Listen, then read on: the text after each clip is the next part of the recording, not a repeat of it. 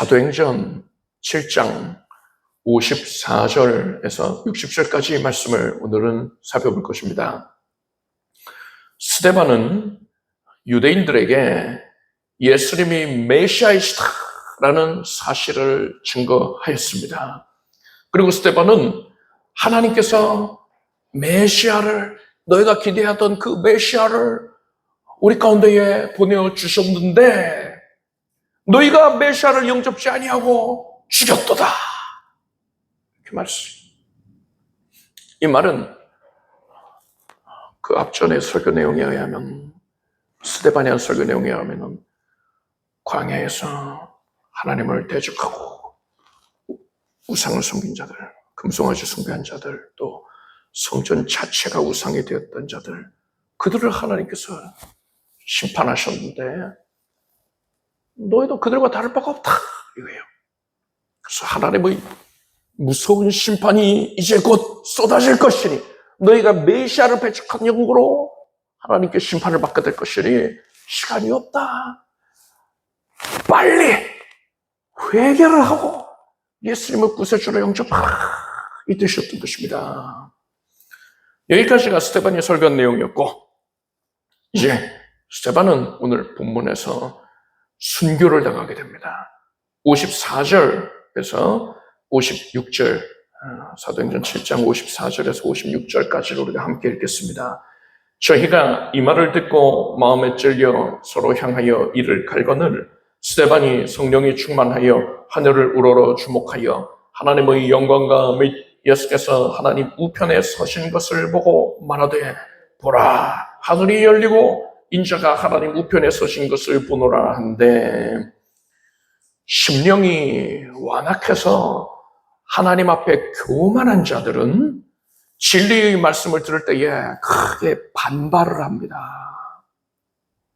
그럴 수밖에 없어요. 자기 정체를 드러낼 수밖에 없는 겁니다. 유대인들은 스데반의 설교를 듣고 이를 갈며 분노했어요. 그런데 여러분 생각해 보십시오. 만약에 스데반이 그들이 볼 때에 참 어마어마한 사람, 대단한 사람이었다면, 예를 들어서 당시에는 분봉왕이 있지 않았습니까? 스데반이 그런 분봉왕 중에 하나였어요. 아니면 로마에서 파견한 총독, 예루살렘 총독, 그런 권세, 막강한 권세를 가진 사람이었다고 생각해 보십시오. 그러면 오늘 본문의 유대인들이 과연 스데반의 설교를 듣고서 이런 악한 반응을 보일 수 있었겠습니까? 그들은 스데반이 그렇게 엄청난 사람이었다면 스데반의 설교를 듣고 반발을 하기는커녕 오히려 아멘, 할렐루야를 외치면서 스데반의 눈밖에 나지 아니하기 위하여서 온갖 연기를 했을 거예요. 이런 자들은 진리의 말씀을 증거하고 있는 자가 힘을 가지고 있고 또 나에게 큰 영향력을 행사할 수 있는 경우에는 이 사람의 눈밖에 나지 아니하기 위하여서 이들은 자신들이 진리를 따르는 자들인 것 마냥 행동을 합니다. 그렇지만 스데반에게는 그런 힘이 없었어요. 그래서 유대인들이 마음껏 스데반을 헐뜯고 스데반이 전했던 진리를 대놓고 비방을 하였던 것입니다. 스데반에게 그런 막강한 힘이 없었기 때문에 이 악한 자들이 솔직하게 그 악한 모습을 가감없이, 절제됨 없이 드러냈던 거예요. 여러분, 하나님 앞에서 더럽고 추악하더라도 솔직한 모습을 보이고 있는 자와 또 자신의 음흉함을 숨기고 더러움을 숨기고 하나님을 대적하고 있는 마음을 숨기고 음흉하게 거짓된 모습을 보이고 있는 자, 이 둘 중에서 누가 더 하나님의 은혜 더 가까이 나와 있다고 할 수 있겠습니까? 둘 다 악하거든요. 그런데 솔직하게 그냥 드러내놓고 악을 행하는 자와 자신의 악을 교묘하게 숨기고 있는 자 중에서 누가 은혜에 가까운 자일까요? 하나님께서는 죄가 음흉하게 가려져 있는 것보다 명백하게 드러나 있는 것을 더 선하게 여기십니다. 레위기 13장을 보면은요, 문둥병에 대한 규례가 나옵니다. 율법은 문둥병을 부정한 병이다, 영적으로 죄를 뜻하고 있거든요. 그래서 문둥병자는 부정하다 이렇게 판단을 하고 있습니다. 그런데 예외의 경우가 있어요. 레위기 13장 12절 13절을 보니까 제사장의 보기에 문둥병이 그 피부에 크게 발하였으되 그 환자의 머리부터 발까지 퍼졌거든. 그러니까 온몸이 다 퍼졌거든. 그가 진찰할 것이요, 문둥병이 과연 그 전신에 퍼졌으면 그 환자를 정하다 할지니 다 희어진 자인즉 정하거니와 라고 했습니다. 문둥병이 조금만 발해도 부정하다. 율법은 그렇게 판단하고 있는데 어떻게 온몸이 문둥병에 뒤덮이면 정하다 이렇게 판단을 하는 겁니까? 영적인 의미를 거기에 부여를 하실 거란 말입니다. 전신에 문둥병이 가득하면 누가 봐도 문둥병자인 것을 알 수 있어요. 반면에 여러분, 나만 장군은 어땠습니까? 얼굴은 멀쩡했던 걸로 보이죠? 목 아래에 옷으로 가릴 수 있는 부분에 문둥병이 발했던 거예요. 이런 경우에는 다른 사람들이 이 사람이 문둥병자라는 것을 알지 못할 것이고요, 자기 자신도 그것을 꼭꼭 숨기려고만 할 것입니다. 그런데 이것을 영적으로 죄를 뜻한다, 이것을 우리가 깨닫고서 바라보자면요, 죄는 숨긴다고 해서 해결될 수 있는 게 아닙니다. 아담과 하와는 에덴 동산에서 죄를 짓고 나서 하나님의 낯을 피하여서 숨기에 급급했어요. 그리고 하나님께서 그러지 않을 수 있게끔, 자신들의 죄를 직시할 수 있게끔 죄를 분명히 지적하십니다. 선악과를 먹었느냐? 왜 먹었느냐? 물어보셨어요. 그러자 이들이 어떻게 했습니까? 자기 책임을 떠넘기기에 급급했단 말입니다. 이것은 문둥병을 숨기려고 하는 것과 같은 겁니다. 반면에 문둥병이 온몸에 발하게 된 것은 영적으로 볼 때에는 사람이 자신의 죄를 더 이상 숨길 수가 없게 된 거예요. 숨기지 아니하고 이제는 하나님 앞에 조금도 숨김없이 온전히 다 드러내놓은 겁니다. 남김없이 자기 죄를 다 드러내놓은 거예요. 자기가 그 사실을 알고 있어요. 숨길 게 없다는 것. 하나님은 지극히 선하시고 의로우시기 때문에 하나님 앞에서 죄인은요, 절대로 견딜 수가 없습니다. 죄로 인하여서 몸부림치고 크게 마음 아파하는 거예요. 그게 정상입니다. 그럴 수밖에 없어요. 그렇기 때문에 문둥병이 온몸에 발한 자, 이것이 뜻하는 영적인 의미가 하나님 앞에 죄를 명백하게 다 드러내놓은 사람이라 했지 않습니까? 이런 사람은 영적으로 볼 때에 하나님 앞에서 마음 아파하면서 죄에 대하여서 괴로워하고 있는 심령인 것입니다. 잠언 14장 9절에 미련한 자는 죄를 심상히 여겨도 정직한 자 중에는 은혜가 있느니라 했습니다. 심상히 여긴다라는 것은 심각하지 않게 여긴다, 대수롭지 않게 여긴다는 뜻이에요. 따라서 이 말씀은 자기 죄를 가리고서 별거 아닌 것으로 여기는 자, 뭐 별거 아니야, 뭐 뒤로 가려버리는 사람, 이 사람은 하나님께 은혜를 받지 못하지만 자기 죄를 깨닫게 되어서 마음 아파하고 그것을 하나님 앞에 드러내놓고 회개하는 마음을 갖는 자, 이 사람은 하나님께로부터 죄사함의 은혜를 받게 된다라는 그런 의미인 것입니다. 오늘 본문에서 스데반을 핍박하고 죽이는 자들, 이들은 과연 어떤 부류입니까? 음흉하게 자기 악한 내면을 숨기고 있는 자들입니까? 아니면 그냥 드러내놓고 뻔뻔하다고 할 수 있겠으나 드러내놓고 악을 행하는 자들입니까? 후자이지요. 이들은 솔직하게 자신의 악함을 드러내놓고 자행을 하고 있단 말이에요. 그렇기 때문에 저는 이들이 훗날에 하나님께서 은혜 베푸셔서 이들에게 자신들의 죄를 직면하게 해주신다면, 율법이 거울이라 하지 않았습니까? 자기 죄를 하나님의 말씀으로 명명백백하게 깨닫게 해주실 때에 이 사람들은 자신들이 워낙에 솔직하게 드러들고 악을 행했기 때문에 자기 죄를 부인하지를 못할 겁니다. 그건 내가 그런 의도에서 한 게 아니에요 하고서는 말 바꾸기, 이런 변명으로 일어나는 모습 볼 수가 없는 거예요.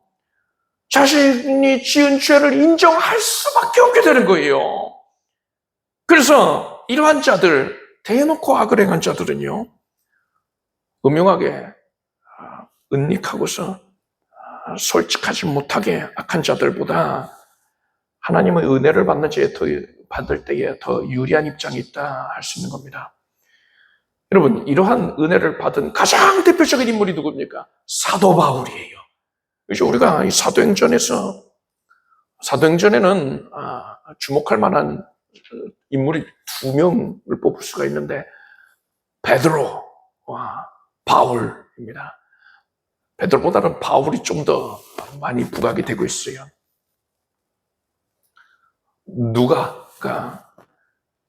누가복음과 사도행전을 기록하지 않았습니까? 근데 누가가 바울의 라인이었단 말입니다. 바울과 함께 앉아있어요. 그래서 바울에 굉장히 주목하고 있어요. 네, 그러한 큰 신앙의 위인인 바울, 그 사도 바울이 바로 제가 얘기한 그러한 부류의 사람인 것입니다. 사도 바울은요, 물론 사도가 되기 전에 스데반 집사를 죽이는 데에 적극적으로 가담을 했습니다. 아주 중요한 역할을 했어요.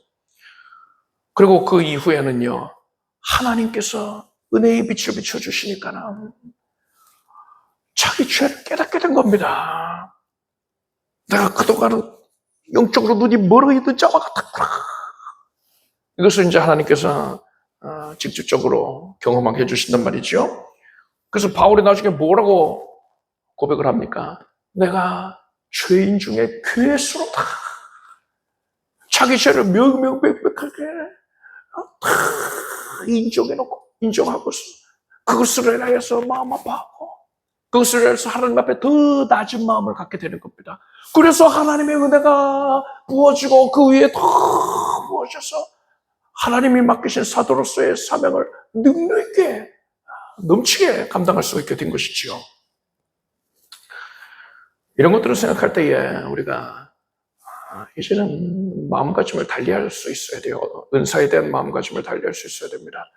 많은 성도님들이 내가 만약에 세상적으로 큰 권세를 갖고 있다면, 뭐 재물을 많이 갖고 있다든가 아니면 남들이 다 나에게 굽신거릴 수밖에 없는 그런 영역이 나에게 있다면은, 그럼 내가 능력 있게 복음 잘 전할 텐데, 이런 생각을 하는 경우가 있어요.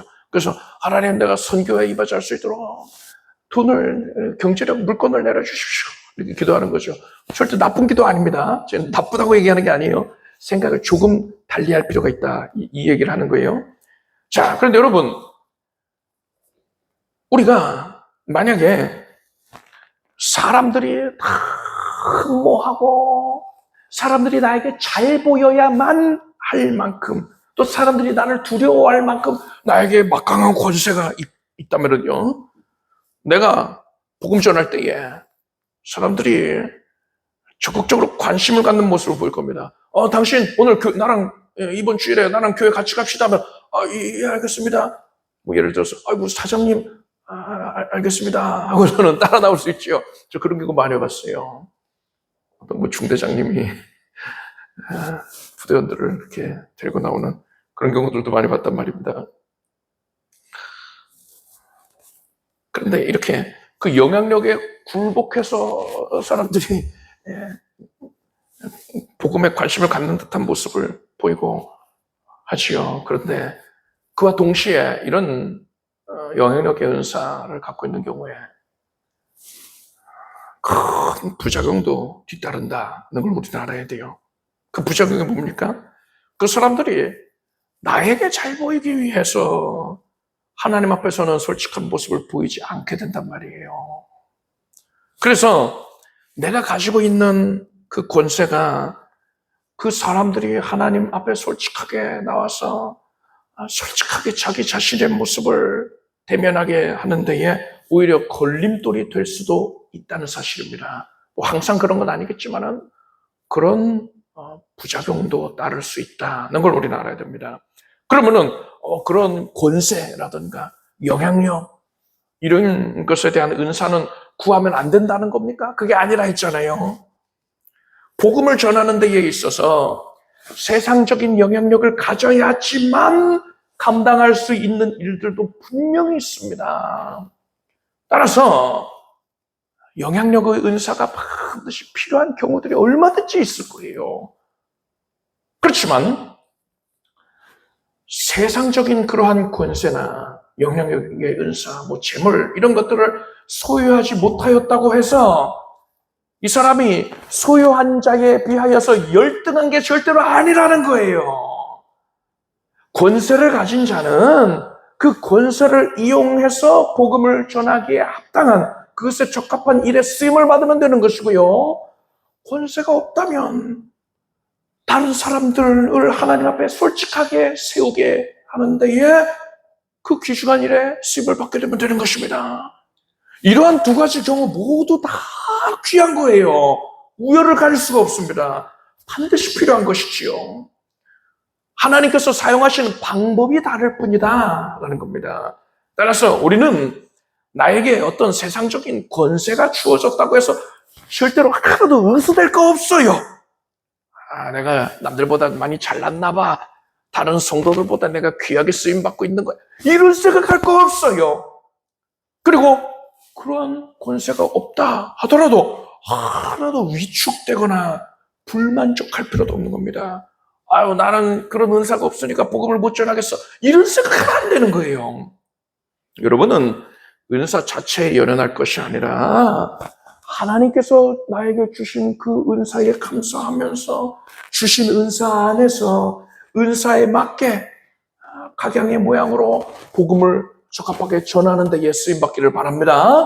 어떤 모양이건 간에 여러분에게 주신 하나님의 은사를 가지고서 복음을 전하게 힘쓰십시오. 그것을 하나님께서 원하신다는 것입니다. 스데반은 죽음의 위협 앞에서도 담대하게 복음을 전했습니다. 예수께서는 그 모습을 크게 기쁘게 여기셨습니다. 그래서 스데반의 영안을 열어주셨어요. 스데반은 성령이 충만해서 하나님의 영광을 목격했습니다. 그리고 예수님께서 하나님의 보좌 우편에 서 계신 것을 보게 되었어요. 예수께서는요, 인자가, 그러니까 예수님이 하나님의 권능의 우편에 앉아 있으리라 하셨습니다. 예수님은 죽음에서 부활하시고 승천하신 후에 성부 하나님의 보좌 우편에 앉아 계시다는 거예요. 그렇기 때문에 우리는 사도신경을 외울 때에 하늘에 오르사 전능하신 하나님 우편에 앉아 계시다가 이렇게 고백하고 있잖아요. 그런데 그렇게 보좌에 앉아 계시던 예수님이 스데반이 보고 있을 때에는 왜 서 계신 겁니까? 예수님께서는 스데반이 죽음을 각오하고서 오직 예수를 위하여서 담대하게 담대하게 복음을 증거하고 있는 그 모습에 감동을 받으신 거예요. 뭐 어떤 음악회라든가 그런 데에서 큰 감동을 받으면 사람들이 일어나서 기립박수 치잖아요. 앉아서 박수 치는 때도 있지만 정말 큰 감동을 받으면요, 일어나서 기립박수를 친단 말이에요. 예수님이 그러한 마음이셨던 겁니다. 그래서 예수께서는 보좌에서 일어나셔서 두 팔을 벌려서 스데반을 환영하여 맞이하셨던 거예요. 왜 자꾸 스데반이 들어올 테니까요, 천국으로. 예수께서는 스데반이 숨을 거두는 그 순간까지, 생애의 마지막 순간까지 담대함을 잃지 않고 그 모습을 견지할 수 있도록 스데반으로 하여금 죽음 이후에 천국에서 그가 누리게 될 영광, 그 어마어마한 영광을 목격하게 해주신 겁니다. 그리고 예수님이 자리에서 일어나셔서 그를 반겨 맞이하실 정도로 예수님이 스데반을 기뻐하고 계시다. 내가 너를 기뻐하노라. 이것을 스데반에게 분명히 깨닫게 해주시기 위해서, 그렇게 위로해 주시기 위해서, 힘을 주시기 위하여서 스데반의 영안을 열어주셨던 겁니다. 예수께서는 의를 위하여 핍박을 받은 자는 복이 있나니 천국이 저희 것임이라. 나를 인하여 너희를 욕하고 핍박하고 거짓으로 너희를 거스려 모든 악한 말을 할 때에는 너희에게 복이 있나니 기뻐하고 즐거워하라. 하늘에서 너희의 상이 큼이라. 너희 전에 있던 선지자들을 이같이 핍박하였느니라 하셨습니다. 여러분은 예수님이 하신 이 말씀을 기억하십시오. 여러분이 예수님을 따른다는 이유로, 여러분이 교회에 나와서 예배를 드려야 한다는 이유로, 예수님이 기뻐하시는 삶을 살기 위해 쓴다는 이유로, 그런 이유들로 인하여서 세상에서 핍박을 받고서 불이익을 겪게 되었을 때에 예수님이 여러분을 기뻐하신다. 이 사실을 기억하길 바랍니다. 우리는 그런 일을 당할 때에 당면한 현실을 바라보면 안 돼요. 현실은요, 참으로 절망적입니다. 마귀가 그렇게 만들어 놨어요. 그 현실 보고서 우리가 뒤로 물러나 침륜에 빠지게 하려고 마귀가 최선을 다해서 절망적으로 연출을 해놨습니다. 악한 자들이 온갖 악을 지어내고 거짓으로 모함을 하고, 둘러보면은 내 편은 없고 너무나도 곤고하고 외로운 상황에 처해 있다는 겁니다. 그럴 때 여러분은 주변 환경을, 여러분이 처해 있는 환경을 볼 것이 아니라 이제는 눈을 들어서 예수님을 바라보기를 바랍니다. 예수님께서 여러분이 예수님을 위하여 기꺼이 핍박을 감수하고 있는 그 모습을 보시고 예수님이 미소 짓고 계신 거예요. 여러분을 향하여서 영광의 광채를 발하여 주고 계신 것입니다. 예수님을 바라봄으로써 주를 위하여 당하는 고난을 기꺼이 감당하는 우리가 되길 바랍니다. 57절에서 60절까지 말씀을 우리가 함께 읽겠습니다. 저희가 큰 소리를 지르며 귀를 막고 일심으로 그에게 달려들어 성 밖에 내치고 돌로 칠세, 증인들이 옷을 벗어 사울이라 하는 청년의 발 앞에 두니라. 저희가 돌로 스데반을 치니 스데반이 부르짖어 가로되 주 예수여 내 영혼을 받으시옵소서 하고 무릎을 꿇고 크게 불러 가로되 주여 이 죄를 저들에게 돌리지 마옵소서. 이 말을 하고 자니라. 유대인들이 큰 소리를 지르면서 귀를 막고서 스데반에게 달려들었습니다. 왜 이런 행동을 했을까요? 소리 지르면서 귀를 막고 달려든다는 게 이게 어떤 뜻입니까? 그들은 스데반이 신성모독을 하고 있다라고 판단을 했기 때문에 스데반의 말을 들어서 나의 심령을 더럽힐 수는 없어, 부정하게 만들 수는 없어, 이러한 자신들의 판단을 표출을 한 겁니다. 나는 네 말 안 들을 거야 하고서 귀를 막고서 소리 지르면서 달리던 거예요. 그들은 스데반을 성 밖으로 끌고 나가서 돌로 쳤습니다. 이것은 신성모독죄를 범한 죄인을 처단하는 방법이었어요. 그런데 이러한 처형이 로마 시대에 들어서면서는 로마에 속국이 된 이후로는 제대로 집행이 되지 않았을 겁니다. 왜냐하면 사형을 집행하는 것은 오직 로마 총독 혹은 분봉왕들에게만 로마 황제가 허락을 한 것이기 때문에 이런 사형이 제대로 신성모독죄라 하여서 사형을 자기들이 집행을 하는 경우는 거의 없었을 것입니다. 그런데 지금 대놓고서 이것을 하고 있잖아요. 제가 예전에도 말씀드렸지만 로마 총독이 빌라도가 문제가 있어가지고 황제가 그를 호출한 상태입니다. 호출을 해서 지금 공석이란 말이에요. 그래서 이 기회를 놓칠 수가 없다 하고서는 사내들인 공회에서 작정하고 기독교인들을, 그 우두머리들을, 기독교인들 중에서 우두머리인 자들을 잡아서 죽이려고 하는 그런 상황인 것입니다. 이러한 처형 방법은 다음과 같습니다.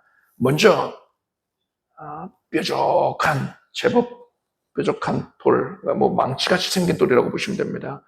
이런 돌을 들고서 한 사람이 죄인의 뒤로 다가가서, 죄인은 지금 막 사람들이 떠밀고 멱살을 잡고 옷을 잡고서 끌어내고 하니까는 막 경황이 없을 거 아닙니까?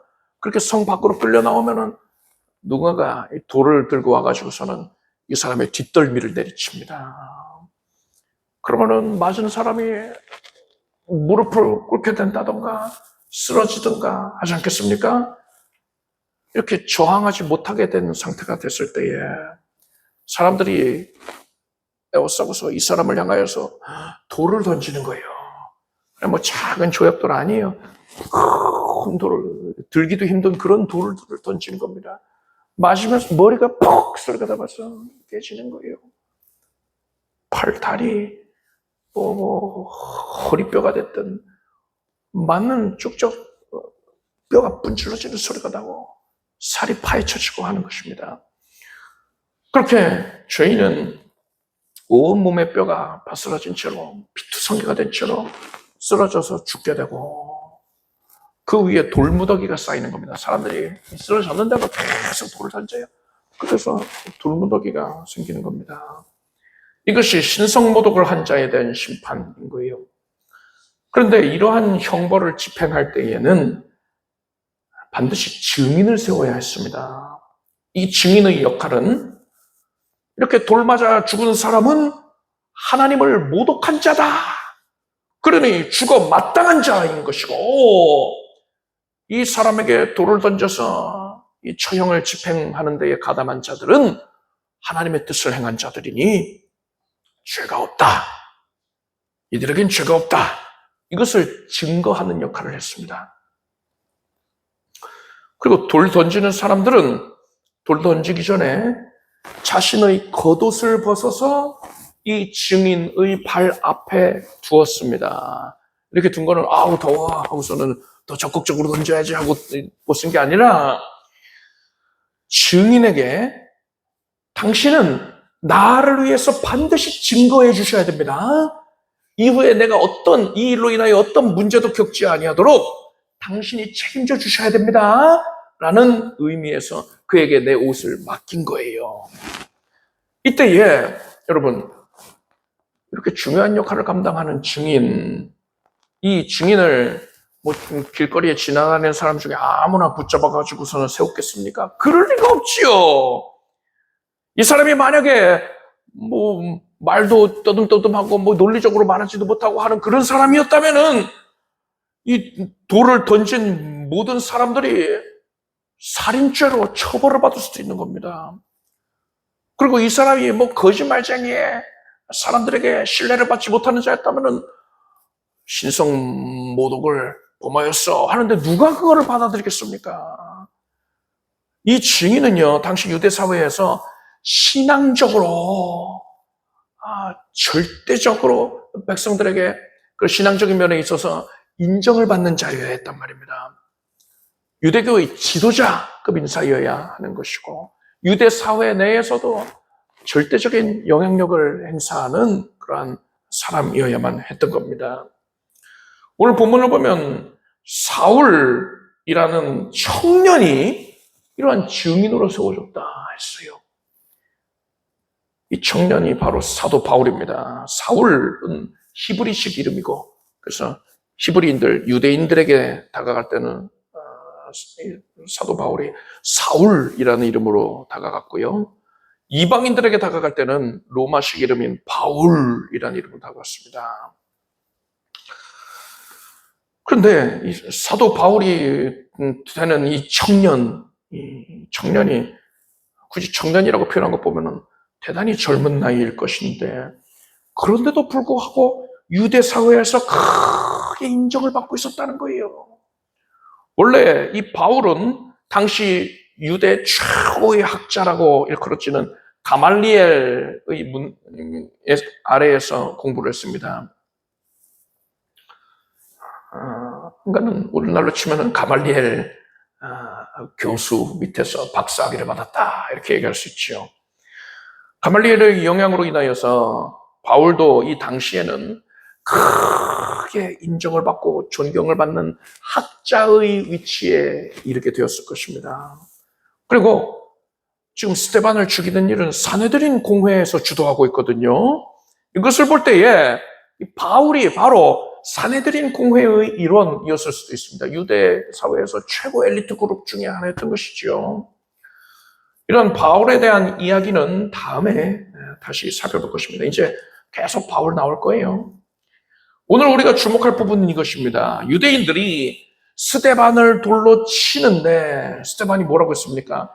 주 예수여, 내 영혼을 받으시옵소서 라고 했어요. 그리고 스데반은 무릎을 꿇고서 이제 정신을 잃어가는 그런 상황에서 돌이 날라와서 머리가 깨지고 온몸이 박살이 나는 그런 상황에서 주여, 이 죄를 저들에게 돌리지 마옵소서 이렇게 외치고는 숨을 거두었습니다. 이때 여러분 이 스데반이 한 말 어디서 들어본 것 같지 않습니까? 맞아요. 바로 예수님이 하신 말씀입니다. 예수님이 십자가에 달리셔서 숨 거두시기 전에 하신 말씀, 가상칠언, 십자가에서 하신 말씀 가상칠언 중에 나오는 말입니다. 예수님이 십자가에 달리실 때에 좌우편에 강도들이 함께 달렸는데 이 강도들은요, 자신들을 못 받고 있는 군병들을 향해서 저주했습니다. 온갖 악담을 퍼부은 거예요. 내가 죽어서도 너희들을 저주하겠다. 뭐 이런 말 했겠죠. 그렇지만 예수님은 어땠습니까? 예수님은 군병들이 예수님께 못질을 하고 십자가에 달 때에 아버지여, 저희를 사하여 주옵소서. 자기의 하는 것을 알지 못함이니이다. 이렇게 기도하셨어요. 예수님은 오히려 예수님을 못 박는 자들을 긍휼히 여기고 그들을 위해서 기도를 하신 겁니다. 그리고 예수께서는 아버지여, 내 영혼을 아버지 손에 부탁하나이다. 이렇게 말씀하시고 숨을 거두셨습니다. 스데반이 한 말과 예수님이 하신 말씀이 이렇게 일치가 되는 것이 우연이겠습니까? 아니지요. 스데반은 의도적으로 예수님이 하신 말씀을 따라했던 거예요. 스데반은 그만큼 예수님을 닮기를 원하였던 것입니다. 스데반이 죽기 직전에만 이렇게 예수님을 닮고자 한 것은 아닐 겁니다. 스데반은 매 순간마다 예수님을 닮기를 원하였던 것이고, 그래서 죽기 직전에도 자연스럽게 예수님이 하신 말씀을 고백하는 그런 모습이 드러나게 된 거예요. 그리고 또 스데반의 이런 모습이 청년 사울에게도 깊이 각인이 되었을 것입니다. 성경은 영적인 전쟁에 대해서 말씀을 하고 있습니다. 마귀를 대적하라! 그러면 너희를 피하리라. 이렇게 교훈하고 있지 않습니까? 마귀를 대적해야 된다라고 하니까 육체의 싸움을 하는 것을 떠올리기 쉬운데요. 그건 잘못된 생각이 잘못된 방법이에요. 사도 바울은 우리의 씨름은 혈과 육에 대한 것이 아니요 정사와 권세와 이 어두움의 세상 주관자들과 하늘에 있는 악의 영들에게 대함이라 했습니다. 우리가 영적 전쟁을 하는 게 육신으로 치고받고 하는 게 아니고 영적인 싸움이라는 거예요. 그러면 우리는 마귀와 도대체 어떤 방법으로 싸워야 된다는 겁니까? 여러분, 중요한 게 있어요. 절대적인 원칙입니다. 내가 마귀와 싸우려고 하면 안 돼요. 내가 싸우면요, 집니다. 반드시 져요. 마귀는 강한 존재예요. 모든 역량이 우리를 압도하기 때문에 우리는 마귀를 도저히 이길 수가 없습니다. 마귀가 부리고 있는 귀신들조차 이길 수가 없어요. 그럼 어떻게 하란 말이에요? 여러분, 이것을 기억하십시오. 예수님께서 드러나셔서 예수님께서 내 대신 싸워주시기만 하면 되는 거예요. 여러분, 애초에 마귀도 피조물에 불과한 존재란 말입니다. 그런데 그런 피조물이 아무리 자기가 자기 딴에 강하다고 할지라도 창조자와 겨룰 수가 있는 겁니까? 가당치 않지요. 따라서 예수님이 드러나시기만 하면 더 이상 싸움이 성립되지를 않습니다. 일방적인 압도적인 승리가 있을 뿐이에요. 지상재림 장면, 계시록의 지상재림 장면을 보십시오. 예수님께서 임하실 때에 입에서 나온 말씀의 검으로 아마겟돈 전쟁에 모인 자들을 진멸하신단 말이에요. 그들이 예수님을 대적을 하지만, 하늘 군대에 대해서 대적을 하겠지만은, 그게 어떻게 상대가 되는 게 아니에요. 압도적으로, 그러니까 예수님이 그냥 이렇게 비유를 하면 비슷할까요? 융답폭격을 하시는 거예요. 아래에서 아무리 총을 쏘아야 된다 하더라도 비행기가 나타나서 융답폭격하면 다 숫대밭 되지 않습니까? 싸우면 안 되는 거예요. 예수께서 그렇게 진멸을 해버리신다는 말입니다. 자, 그러면은 예수님이 드러나서 내 대신 싸워주시기만 하면 되는데, 예수님 드러나시게 하려면 어떻게 하면 될까요? 여러분, 이것도 우리가 착각하고 있는 게 있거든요. 내가 기도를 하면 저 멀리 멀고 먼 하늘 보좌에서부터 예수님께서 내려오셔서 나에게 임하여 주시는 것 아닐까? 이렇게 생각하는데 이렇게 생각하면 안 됩니다. 여러분, 예수 그리스도께서는요, 우리를 그와 같이 버려두지 아니하시고 지금 성령으로 함께하고 계십니다. 이미 우리 안에 성령으로 들어와 계셔요. 따라서 우리는 우리의 심령 안에 이미 거하고 계시는 하나님, 예수 그리스도에 계신 성령님이 드러나시게끔 하면 되는 거예요. 스데반은 자신의 내면에 거하시는 성령님을 더 적극적으로 드러내고자 하였던 것이고요. 그래서 성령께서는 더 풍성하게 드러나 주셨던 겁니다. 성경은 이러한 상태를 가리켜서 스데반이 성령으로 충만하였다라고 표현을 한 거예요. 그리고 그렇게 성령님이 드러나셨기 때문에 자연스럽게 스데반은 예수 그리스도의 성품이 담긴 말을 하게 되었던 거예요. 예수님의 모습을 드러내게 된 겁니다. 여러분, 기드온이 300용사들과 함께 미디안 대군 13만 5천 명을 상대할 때의 일이었습니다. 기드온이 300명을 100명씩 세 그룹으로 나누어서 그 손에는 나팔을 들게 하고요. 또 빈 항아리를 들게 했습니다. 그리고 이 빈 항아리 안에는 횃불을 감추게 했어요. 불 꺼져 있는 거가 아니라 불을 붙인 상태로 횃불로 덮은 겁니다. 이 항아리로 덮은 겁니다. 그리고서는 이 세 그룹이 흩어져서 미디안 연합군의 그 13만 5천 명이니까 그 진영이 얼마나 넓겠습니까? 그 진영을 포위를 했습니다. 말이 포위지 300명밖에 안 되니까 그저 띄엄띄엄 서 있는 거에 불과하단 말이에요. 그리고 밤 10시경이 되었습니다. 기드온이 자신과 함께하는 100명의 병사들에게 항아리를 부수라 명령합니다.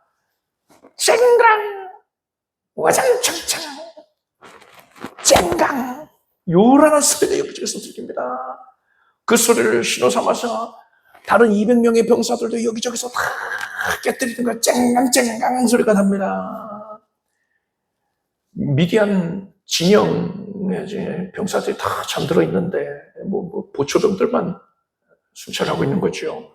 그런데 그런 정막을 깨고서 항아리 깨지는 소리가 요란하게 들립니다. 그리고 항아리가 깨지니까 어떻게 됩니까? 그 안에 뭐가 들어있었어요? 횃불이 들어있었단 말이에요. 횃불이 밝은 빛을 내면서 드러납니다. 그리고 병사들이 가지고 쓰던 나팔을 부는 거야. 부분부분 불면서 여호와 기드온의 칼이여 외칩니다.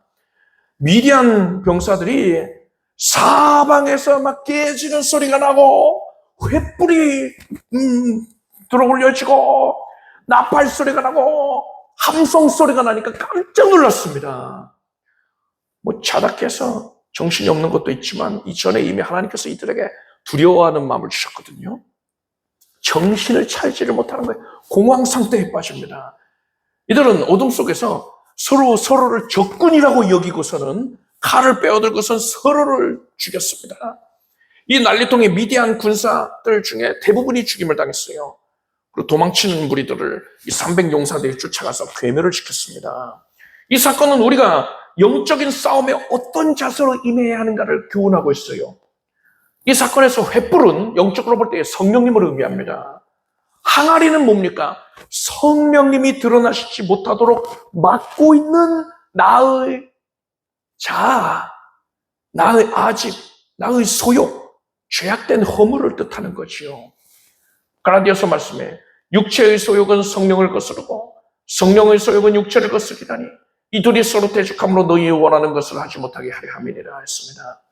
나의 자아가 성령님이 드러나시는 것을 꼭꼭 가로막고 있었다는 거예요. 그리고 이 미디안 군사들은 영적으로 볼 때 이 마귀의 무리들을 뜻한다 할 수 있습니다. 기드온의 300용사들이 미디안 군대를 항아리 든 채로 에워쌌을 때는요, 이들이 꿈쩍도 하지 않았습니다. 항아리 자체는 미디안 군대에게 아무런 위협이 되지 못하는 거예요. 그런데 항아리가 깨지고 그 안에 있는 횃불이 드러나니까 미디안 군대가 큰 혼란에 빠지게 됐단 말입니다. 마찬가지예요. 여러분, 나의 아집과 소욕과 죄악이 깨어져서 내 안에 계시는 성령님이 드러나실 때에 마귀의 무리는 큰 혼란에 빠지고 자중질환에 빠지게 될 거예요. 마귀의 질이 무너져 내리게 된단 말입니다. 우리는 영적 전쟁에서 승리하기 위해서 내 안에 계시는 성령님께서 드러나시는 것을 가로막고 있었던 나의 모습들을 깨뜨려 버려야 되는 겁니다. 여러분 안에 예수 그리스도의 영이신 성령님이 거하고 계십니다. 우리는 성령님이 드러나시는 것을 의도치 않았겠지만 적극적으로 막고 있었어요. 그렇지만 이런 상태로는 절대로 우리는 마귀와의 영적 전쟁에서 승리할 수가 없습니다. 그럼 어떻게 해야 됩니까? 우리는 내 안에 계신 성령님이 드러나시게 해야 돼요. 드러나시는 걸 막고 있던 것들을 깨뜨려 버려야 됩니다. 나의 모든 부정한 부분들, 하나님께 순복하지 못했던 부분들을 쳐서 깨뜨리고 스데반이 그랬듯이 오직 예수 그리스도의 성품이 드러나서 예수 그리스도의 성품으로 생각하고 말하기를 힘써야 됩니다. 이것을 통해서 여러분은 항상 예수님을 드러내고 그래서 영적 전쟁에서 승리를 거두게 되길 바랍니다. 기도하겠습니다. 하나님, 예수님을 드러내게 하여 주시옵소서. 주님의 성품이 우리의 심령 가운데에 드러나게 하여 주시옵소서. 오직 성령이 드러나심으로 인하여서 우리의 영적 전쟁에서 승리를 거두게 해주시옵소서. 예수님의 이름으로 기도드립니다. 아멘. 자, 모두 자리에서 일어나시기 바랍니다. 가슴에 손을 얹으십시오. 아픈 곳을 써놓고 기도하겠습니다. 성령께서 드러나셔서 주의 백성들의 삶 전체를 뒤덮어 주시옵소서. 예수 그리스도의 성품을 갖게 하시고 예수 그리스도의 심령으로 살아가게 하소서. 예수님의 성품에 입각하여 생각하고 말하게 하소서. 우리의 삶을 통해서 예수님이 드러나시고 예수님이 영광 받으시옵소서. 주의 사랑하는 자녀들이 이렇듯 예수님을 사모하고 있으니 예수께서 친히 안수해 주시고 오늘 이 시간 바로 이 자리에서 주의 백성들이 복을 받게 해 주시옵소서. 주 안에서 예수 그리스도의 형상이 드러나므로 영혼이 참으로 잘 되었으니 영혼이 잘 된 같이 범사가 잘 되고 강건할지어다. 예수 그리스도의 말씀으로 날마다 거룩하여질지어다. 속사람을 능력으로 강건케 해 주시옵소서. 우리의 겉사람, 우리의 육신이 연약한 가운데에 있어오니 긍휼히 여기시고 손을 주셔서 지금 급속히 치유받게 해 주시옵소서. 모든 통증 연약이 사라질 것이고 악한 종양이 사라져라. 암세포가 사라져라. 하나님께서 모든 환부에 손을 얹으시고 뇌의 신경과 모든 조직이 온전해지게 하시며 온몸 뼈마디마디가 관절이 골수가 신경이 정상이 되게 해주시옵소서. 하나님을 섬기는 데에 있어서 일상생활하는 데에 있어서 조금 더 연약을 겪지 않게 해주시고 하나님이 부르시는 그 순간까지 그저 예배 중심으로 하나님 중심으로 살게 하여 주시옵소서. 각 가정은 복을 받을 것이고 먼 길을 오가는 온 가족들이 예수 그리스도 이름으로 거룩한 보혈로 온전히 안위함을 얻을지어다. 성령 받게 하시고 성령 안에 거하게 하시고 성령으로 말미암아 생각하고 말하게 하소서. 성령님과 동행하는 삶을 살게 하소서. 물질의 어려움이 다 해소되게 해주시옵고 하나님의 은혜로 넉넉하여져서 호의되어서 풍성하여져서 하나님께 적극적으로 헌신하는 삶을 살게 해주시옵소서. 예수님의 이름으로 기도드립니다. 믿음 대로 될지어다. 하나님께 박수 올리겠습니다. 자리에 앉으십시오. 준비하신 예물을 정성된 마음으로 드리겠습니다. 들으신 예물을 위해 축복 기도하겠습니다. 하나님을 간절히 사모하는 마음으로 주님을 기쁘시게 되고자 하는 마음으로 열망을 담아서 예물을 올렸습니다. 하나님께서 오늘 이 시간 이 자리에 우리의 예배의 헌신을 기억하시고 주의 백성들을 성령과 말씀으로 능력으로 채워주시옵소서. 큰 은혜를 받게 해주시옵소서. 예수님의 이름으로 기도드립니다. 우리 주 예수 그리스도의 무한하신 은혜와 하나님 아버지의 사랑과 성령님의 교통하심이 수요예배에 함께한 사랑하는 성도들을 위해 영원히 함께 없으기를 축원합니다.